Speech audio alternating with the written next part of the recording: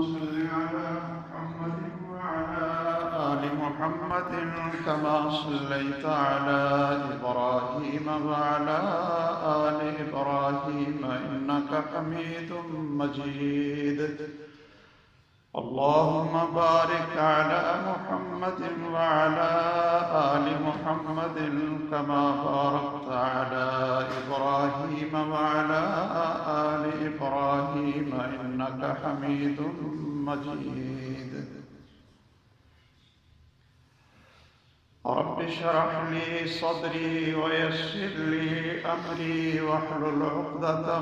من لساني يفقهوا قولي.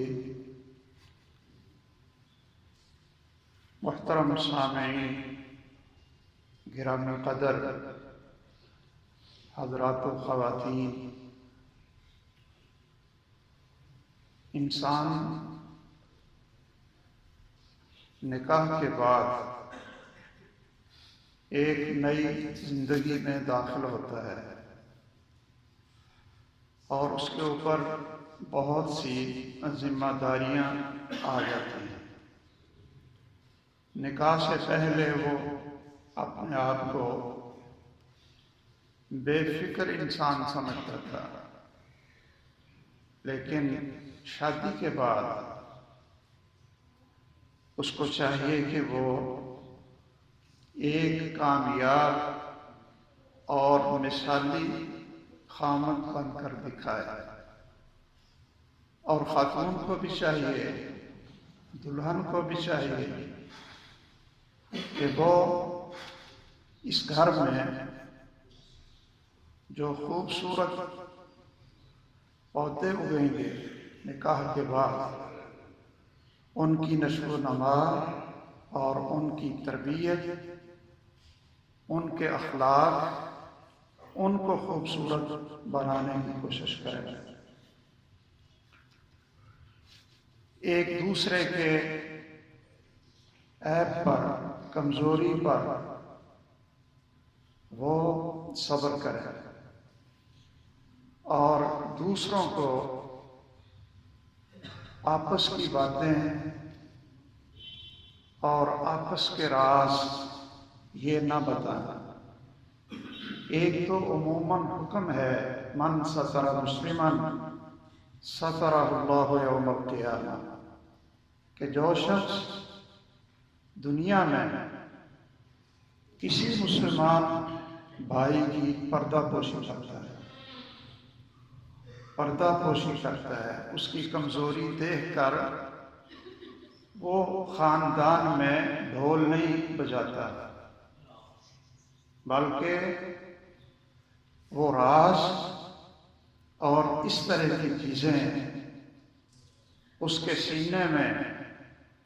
اور دماغ میں محفوظ ہونی چاہیے، اور قبر میں جائے لیکن کسی کے راز اور کسی کی کمزوریاں اور عیب اس کو نہ پھیلائے، تو پھر اللہ عز وجل اس کو کیا انعام دیتے ہیں؟ سترہ اللہ یوم القیامہ، کہ اللہ عز وجل قیامت کے دن پھر اس بندے کے سب عیبوں پر پردہ ڈالا. ہماری 40 سال زندگی ہو، 60 سال ہو، 70 سال ہو، اللہ اکبر، اور پتہ نہیں ہم نے کیا کیا کیا ہوتا ہے. ہم سے کتنی کوتاہیاں ایسی ہوتی ہیں کہ جو اللہ کو ناراض کرنے والی، جہنم کے راستے پر چلانے والی. بہت سے مسائل کھڑے ہوتے ہیں، لیکن ہم نہیں چاہتے کہ ہماری یہ غلطی اور اس کمزوری کا دوسروں کو پتہ چلے. اللہ سے معافی بھی مانگتے ہیں. علماء کہتے تھے، امام عبداللہ بن مبارک رحمہ اللہ کہ اگر اللہ عز و جلال نے گناہوں کی بدبو دنیا میں رکھی ہوتی، اگر دنیا کے اندر ہی گناہوں کی وہ بدبو جو قیامت کے دن اس کا ایک ایک انگ بول کر بتائے گا کہ یہ مجرم ہے، یہ مجرم ہے، زمین بولے گی، درخت بولیں گے جہاں سے وہ بدبخت گزرا ہو، اور اس کا ایک ایک عضو بولے گا، اس کے پاؤں بولیں گے، اس کی آنکھیں بولیں گے، اس کے کان بولیں گے، اور وہ بدبودار اور گندگی کی شکل میں جس طرح یہ کیڑے ہوتے ہیں گندگی میں، اس طرح اس کی کیفیت ہوگی۔ ہماری ایک یا دو رات بھی کسی کو پتہ چل جائے کہ اس نے دیکھا کیا ہے رات کو کیا دیکھا ہے، اور آج دکان پہ، فیکٹری پہ، گھر میں اس کی زندگی اگر دیکھی جائے تو میرے بھائیوں، ہم کسی کو بھی منہ دکھانے کے قابل نہ ہوں۔ یہ اللہ نے پردے ڈالے ہیں دنیا میں، تو دعا کریں کہ اے اللہ، جس طرح دنیا میں تو نے پردے ڈالے ہیں، اللہ قیامت کے دن جب تیرے سامنے پیشی ہوگی تو اس وقت بھی ہمارے گناہوں پہ پردے ڈالے۔ میاں اور بیوی، اس کا تو درجہ ہی اور ہے۔ عام آدمی کی پردہ پوشی سے اگر انسان کو یہ انعام ملتا ہے تو پھر بیوی خامد کی پردہ پوشی کرے اور خامد بیوی کی پردہ پوشی کرے۔ اللہ عز و جلال نے دونوں کو قرآن مجید میں لباس قرار دیا ہے۔ ہن لباس لکم وانتم لباس لہن، کہ یہ تمہاری بیویاں، یہ تمہارا لباس ہے اور تم ان کا لباس۔ اب لباس کیا ہے کہ پورے انسانی جسم کو لباس میں ڈھانپا ہوا ہے۔ اس کی جو بھی جگہیں ہم دوسروں کو دکھانے کے قابل نہیں ہوتے، تو یہ اللہ نے اپنے فضل سے اس لباس کو اتارا اور بنایا ہے۔ وَأَنزَلْنَا إِلَيْكُمْ لِبَاسًا وَرِيشًا، کہ اللہ نے تمہارے اوپر یہ لباس، یہ طریقہ تمہیں بتایا، اور بہت سے پرندے ایسے ہیں، جانور ایسے ہیں کہ ان کو سردی اور گرمی سے بچانے کے لیے اللہ عز و جلال نے ان کے اوپر بڑی موٹی موٹی اون کی تہ وہ اللہ نے پیدا کر دی تاکہ یہ گرمی سے بھی بچیں اور یہ سردی سے بھی بچیں۔ اس لیے میاں اور بیوی کو اپنا لباس بناتے ہوئے یہ ذہن میں رکھنا چاہیے کہ لباس ہمارے عیب کو چھپاتا تو ہے لیکن کسی کو بتاتا نہیں۔ کسی کو لباس بتاتا نہیں ہے کہ یہ انسان اندر سے کیسا ہے۔ اسی طرح بیوی اور شوہر کو چاہیے کہ وہ اپنے گھر کی پریشانیاں اور خامد کی یا بیوی کی کوتاہیاں یہ گھر سے باہر نہ نکلیں، خاندان میں نہ پھیلیں، والدین کو نہ بتایا جائے، بلکہ اس اللہ سے دعا کی جائے جس نے یہ جوڑا بنایا ہے، اللہ کے نام پر بنا۔ یہ جو نکاح ہوتا ہے یہ اللہ کے کلمے پر، اللہ ذوالجلال کے نام پر یہ نکاح بنتا ہے۔ رسول اللہ صلی اللہ علیہ وسلم نے فرمایا قیامت کے دن سب سے بدترین شخص، خواہ مرد ہو یا عورت ہو، سب سے بدترین وہ انسان ہوگا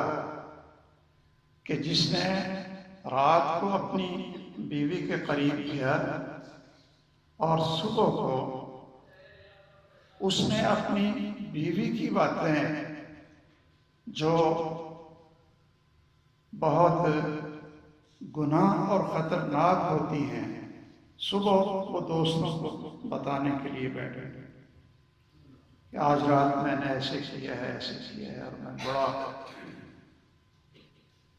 مضبوط مرد ہوں۔ اور خاتون اپنے خامد کی باتیں جو رات کو اکٹھے ہو گئے، خاتون اپنی سہیلیوں کو بتاتی رہے۔ آپ نے فرمایا سب سے بدترین قیامت کے دن مرتبے کے لحاظ سے وہ میاں صاحب اور وہ بیوی محترمہ سب سے بدترین لوگوں کے ساتھ ان کو کھڑا کیا جائے۔ اس لیے بھائیوں، دونوں آپس میں پردہ پوشی کریں، اللہ سے دعائیں کریں، اور بیٹھ کر جو بھی پریشانی آئی ہے اس کے اوپر میٹھی زبان سے، اچھے کلمات سے وہ اس کو مطمئن کر لے، وہ اس کو مطمئن کر لے، تو یہ گھر، یہ گاڑی پھر دوبارہ خوشی کے ساتھ یہ چلتی رہے۔ لیکن اگر بیوی نے خامد کو ناراض کیا ہے، تو رسول اللہ صلی اللہ علیہ وسلم نے فرمایا کہ جب تک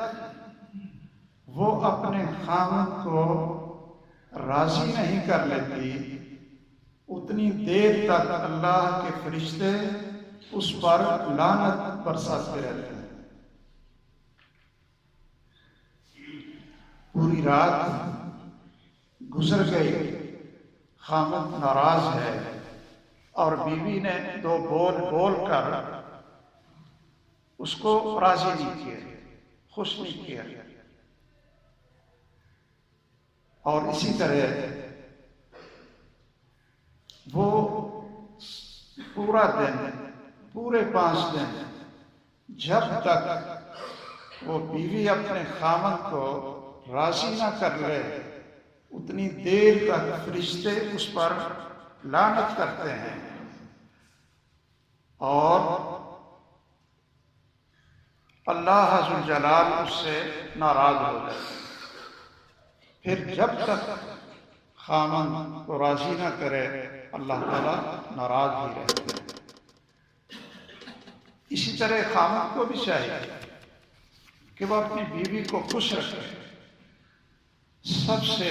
بڑا اچھے اخلاق والا وہ شخص ہوتا ہے، وہ شوہر ہے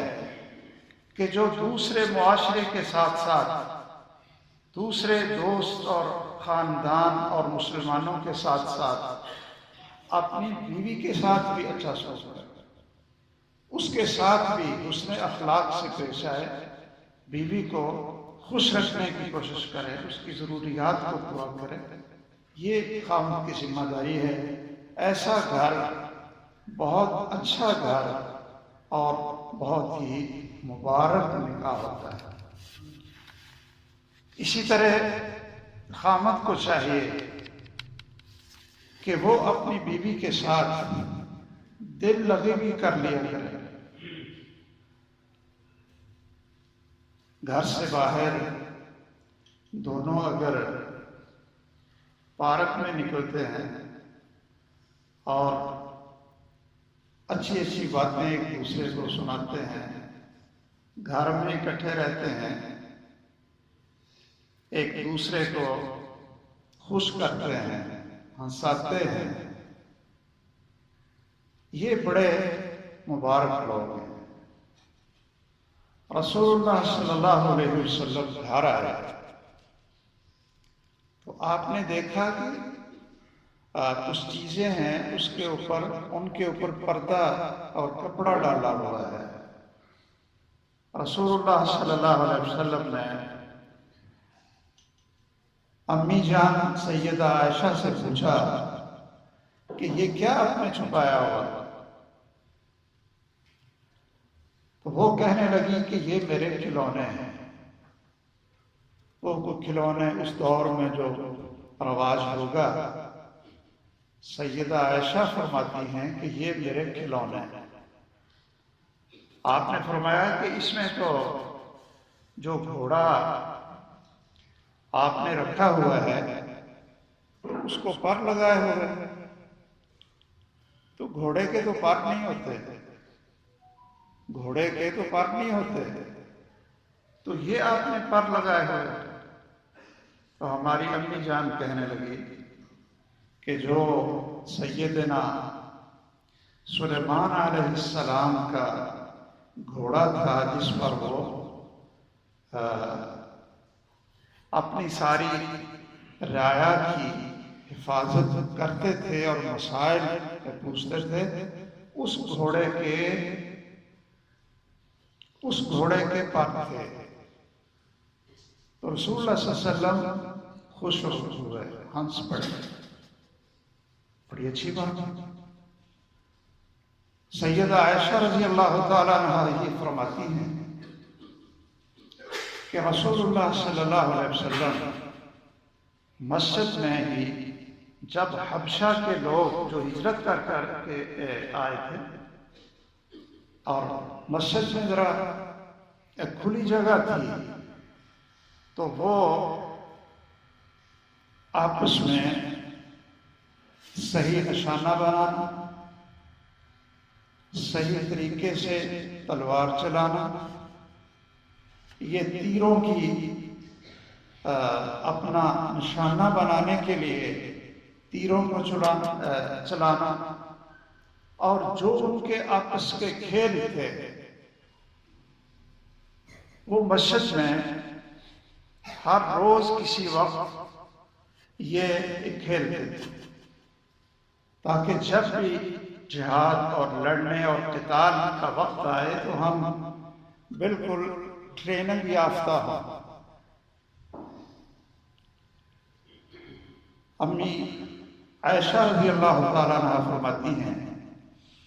کہ مجھے رسول اللہ صلی اللہ علیہ وسلم ایک دفعہ اپنے ساتھ کھڑا کیا اور وہ ان کو دیکھنے کے لیے آپ کے پیچھے کھڑی ہوئی، اور آپ کی جو یہ جگہ تھی، اس جگہ سے میں آپ کے کندھوں کے پیچھے تھی، تو میں وہاں سے ایڑیاں تھوڑی سی اونچی کر کے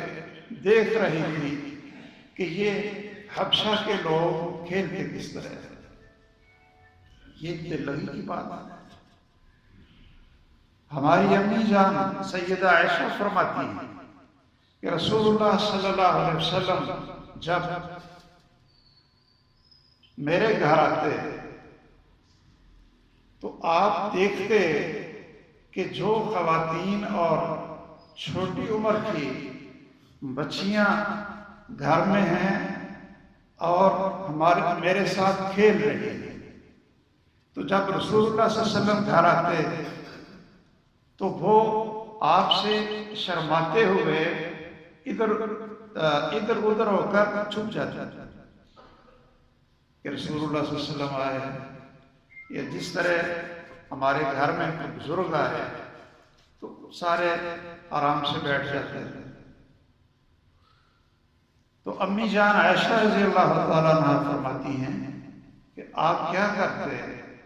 آپ ان بچیوں کو میرے پاس بھیجتے کہتے جاؤ جاؤ کھیلو کھیلو کھیلو۔ یہ کیسا خوبصورت گھر کا ماحول بنے، بہت خوبصورت ماحول ہے یہ گھر کا۔ اسلام خاتون کو کتنے حق دیتا ہے۔ رات کے اندھیرے میں جب رسول اللہ صلی اللہ علیہ وسلم اور سیدہ عائشہ اکٹھے تھے تو رسول اللہ صلی اللہ علیہ وسلم نے فرمایا کہ عائشہ آئیے ہم دوڑ لگائیں، کون اس ریس کو جیتتا ہے، یہ کون آگے ہوتا ہے اور آگے بڑھتا ہے۔ سیدہ عائشہ کہتی ہیں کہ میں نے کہا ٹھیک ہے۔ تو کہتے ہیں کہ ہم دونوں نے مقابلے کے لیے دوڑ لگائی اور میرا جسم اس وقت زیادہ بھاری نہیں تھا تو میں دوڑ کر آگے لگ گئی اور جیت لیا، رسول اللہ صلی اللہ علیہ وسلم پیچھے رہ گئے۔ فرماتے ہیں پھر کافی سال گزرنے کے بعد پھر ہم رات کو اکٹھے نکلے تو رسول اللہ صلی اللہ علیہ وسلم نے فرمایا کہ عائشہ آج بھی دوڑ لگاتے ہیں مقابلے میں۔ سیدہ عائشہ کہتے ہیں جی دوڑ لگائی تو اس وقت امی جان عائشہ رضی اللہ تعالی عنہا کا جسم ذرا پہلے سے بڑھ گئے تھے، تو جب دوڑ لگائی تو رسول اللہ صلی اللہ علیہ وسلم آگے چلے گئے، آپ نے وہ ریس جیت لی۔ تو ساتھ یہ بھی فرمایا تل کا بھی تل کا، یاد رکھا، کہا تل کا بھی تل کا، کہ جو میرے سر پہ وہ ایک بھاری بات تھی نا کہ تو مقابلے میں آگے گزر گئی تھی، تو آج اس کا بدلہ میں نے لے لیا، آج اس کا بدلہ میں نے لے لیا ہے۔ اللہ اکبر۔ ایک ایسا گھر تو دنیا میں جنت ہے، سکون اور راحت ہے۔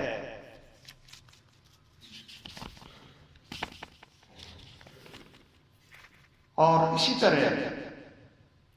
دونوں کو چاہیے خامد وہ اپنی بیوی کے رشتہ داروں کا احترام کرے اور بیوی کو چاہیے کہ وہ اپنے خامد کے عزیزوں اور خاندان کا احترام کرے۔ یہ طریقہ ہوتا ہے خامد کو راضی رکھنے کا، وہ خوش ہوگا کہ یہ میرے جو بھائی ہیں، والدین ہیں، چچا ہیں، قریبی لوگ آتے ہیں تو یہ ان کی خدمت کرتی ہے، یہ ان کے لیے کھانا تیار کرتا ہے، بڑے اخلاق سے بولتی ہے، تو خامد اس پر خوش ہوگا کہ یہ میرے جتنے بھی خاندان کے لوگ ہیں ان کے ساتھ احترام سے پیش آتی ہے۔ اور جب خامد بیوی کے رشتہ داروں کا احترام کرے گا تو وہ بیوی بھی خوش ہوگی، بیوی بھی خوش ہوگی کہ یہ میرے رشتہ داروں کا بڑا احترام کرتا ہے۔ میرے پاس ایک جوان آئے، انہوں نے کہا جی ایک پڑھا لکھا بندہ، اس سے ہم نے اپنی ہمشیرہ کی شادی کی، نکاح میں سے میں نے پڑھایا تھا، تو اب اس نے ہماری بہن پر یہ پابندیاں لگا دی ہیں کہ وہ نہ اپنی بیمار والدہ نہ وہاں جانے دیتا اور اسی طرح اس کے بھائیوں کے پاس نہیں جانے دیتا، اپنی والدہ کی تیمارداری کے لیے اور ملنے کے لیے اس نے بیوی پر پابندی لگائی ہوئی ہے کہ آپ اگر ادھر گئی تو پھر اس کا نتیجہ یہ برا ہوگا۔ کیا یہ شخص مسلمان ہے؟ یہ شخص رسول اللہ صلی اللہ علیہ وسلم کی سنت اور ہدایت پر چلنے والا کہ آدمی خطبے بھی دے اور دین بھی پڑھا ہوا ہو، اس کو سمجھ بھی ہو دین کی، اور وہ بیوی سے کہتا ہے کہ اگر تو اپنی ماں کو ملنے کے لیے گئی تو پھر خیر نہیں ہوگی، اور اس بیوی کے دل میں اس خامد کی محبت اور عزت بیٹھے گی یا اس خامد سے اس کو نفرت پیدا ہو، نفرت پیدا ہو۔ اس طرح بہت سے گھرانے ہیں جو کہتے ہیں کہ بس میرے فلاں کو تو نے نہیں ملنا، اگر گھر سے باہر نکلی تو تجھے طلاق ہو جائے گی، یہ ہو جائے گا۔ یہ تو کسی جانوروں کا گھر ہے، یہ اچھے اخلاق والے لوگ، تعلیم یافتہ لوگ اور اچھے خاندان والے لوگ ہیں۔ شاید پیسہ زیادہ آ گیا تو وہ فرعون بن گئے اور رسول اللہ صلی اللہ علیہ وسلم کے جو فرامین ہیں ان سے بغاوت کر رہا۔ اس خوبصورت درخت یعنی اس کی بیوی جس سے اللہ نے اس کو پھول دیے، بیٹے دیے، بیٹیاں دی، لیکن یہ ان بیٹے اور بیٹیوں کی ماں جس نے یہ ساری مشقتیں برداشت کی، تو اس کو کہہ رہا ہے کہ تو نہ اپنی والدہ کو مل سکتی ہے اور نہ اپنے والد کے پاس جا سکتی ہے، نہ بھائیوں کے پاس جا سکتی ہے۔ آخری بات میں اس موضوع پر صرف یہ بتاؤں کہ ولیمہ نکاح کے بعد ہونا چاہیے، رسول اللہ صلی اللہ علیہ وسلم کا حکم اور عبادت ہے۔ لوگوں کو کھلائیں کھلائیں اور جتنی استطاعت ہو 400 رکھ لیں، 500 رکھ لیں، جتنے لوگ ہیں، لیکن یاد رکھیں کہ ولیمے میں صرف امیر لوگوں کو نہ بلائیں، مالدار لوگوں کو نہ بلائیں، بلکہ ان کے ساتھ جو محتاج، کمزور اور فقیر لوگ ہوں ولیمے میں ان کو بھی بلائیں، ورنہ ولیمے کا کھانا جس کو ہم بہت ہی اس پر فخر کرتے ہیں، رسول اللہ صلی اللہ علیہ وسلم نے فرمایا کہ سب سے بدترین کھانا، سب سے بدترین کھانا وہ کھانا ہوتا ہے ولیمے کا جس کھانے میں یدعى الاغنیاء ویترک الفقراء، صرف مالدار ہی بلائے ہوں اور فقراء اور کمزور لوگ نہ بلائے ہوں۔ سب سے بدترین کھانا ولیمے کا وہ کھانا ہوتا ہے۔ اللہ عز و جلال ہمیں رسول اللہ صلی اللہ علیہ وسلم کی سنت پر عمل کی توفیق دے، آمین۔ وآخر دعوانا الحمد للہ رب العالمین۔ ان الحمد للہ نحمده ونستعینه ونستغفره ونعوذ باللہ من شرور انفسنا ومن سیئات اعمالنا، من يهده الله فلا مضل له ومن يضلل فلا هادي له، واشهد ان لا اله الا الله وحده لا شريك له، واشهد ان محمدا عبده ورسوله صلی اللہ تعالی علیہ وآلہ وسلم۔ اما بعد، میں نے پچھلے خطبوں میں یہ بیان کیا تھا کسی خاتون کی شادی اس کے ولی کے بغیر نہیں ہو سکتی، لا نکاح الا بولی۔ جو خاتون اپنے ولی کی اجازت کے بغیر شادی کرے وہ بدکار بھی ہے اور اللہ اس پر ناراض بھی ہے، اور وہ نکاح بھی نہیں ہوتا، وہ نکاح بھی نہیں ہوتا۔ دعا کے لیے بہت سے بھائیوں نے کہا، ایک ہمارے شاگرد آپ کے مدینہ ٹاؤن کے قاری ظہیر احمد صاحب کو آپ نے سنا، قاری ظہیر بڑا اچھا قرآن پڑھتا تھا اور ہمارے پاس بھی پڑھتا رہا، تو اس کی اہلیہ فوت ہو گئی، اس کی اہلیہ فوت ہو گئی، تو انہوں نے دعا کے لیے کہا تھا اللہ ذوالجلال ان کو کروٹ کروٹ جنت عطا فرمائے اور سب بیماروں کو اللہ شفا دے، اس بارش کو اللہ باعث رحمت بنائے اور ہماری پریشانیاں ان کو اللہ ذوالجلال دور فرمائے اور اس ملک میں اسلام کے نفاذ کی راہیں اللہ آسان کرے۔ اللہم انصر الاسلام والمسلمین، اللہم دمر اعداء الدین، اللہم لا تسلط علینا من لا یرحمنا، اللہم اشف مرضانا ومرضى المسلمین واشف انت الشافی لا شفاء الا شفاءک شفاء لا یغادر سقما، وصلی اللہ علی النبی محمد وآلہ وصحبہ اجمعین۔ اقول قولی